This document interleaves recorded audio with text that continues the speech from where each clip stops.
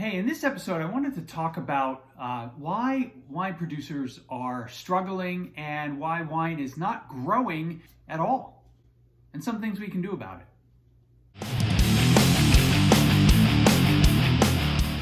Hey, welcome back to Drinking It In. I am your host, Chris Casara. We are here to help you know more and drink better.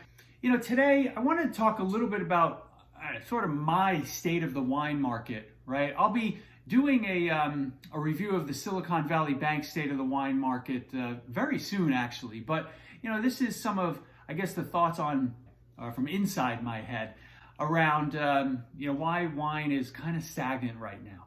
I think wine producers continue to focus on details that most new consumers don't care about, right? The millennials of the world, the people we want to get into drinking wine, don't care about soil and terroir, what the weather was in a particular vintage, all your different winemaking nuances, etc., right?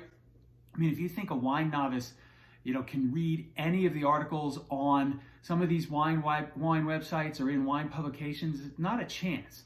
There's just too many technical details that people focus on. And I think we need to shift the conversation, right? The other thing is around wine pairings with food. Yeah, wine can pair wonderfully with food, but that doesn't mean that every time we talk about wine, we have to talk about a food pairing. How about changing the conversation? Let's talk about pairing a wine with an occasion, right? I like to drink a Vino Verde on the porch on a sunny day. Not today, my deck is filled with snow, but 5 months from now, perhaps. Sauvignon Blanc, perfect for a Wednesday evening. Barbera, my favorite wine to pair with an NHL hockey game. Gruet, Brut Rosé, as I said before, perfect wine to tailgate at a Slipknot show. And, I found that watching Monday Night Football often calls for a Grenache.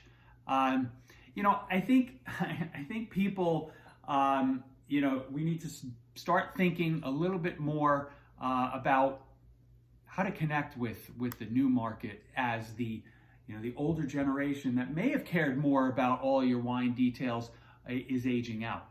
I think the other reason why wine is struggling is because for the most part, people just want to drink the same thing over and over without risk. They want to know what they're getting, right? And they want to know just that, when I pull something off of a shelf or, I'm just opening a bottle, that I have a reasonable expectation on what I'm going to experience.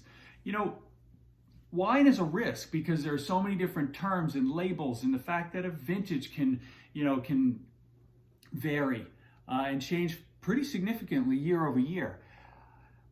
Beer, drinking a hard seltzer, a classic cocktail, and most spirits, right? They really don't. You know what you're getting just by looking at the bottle.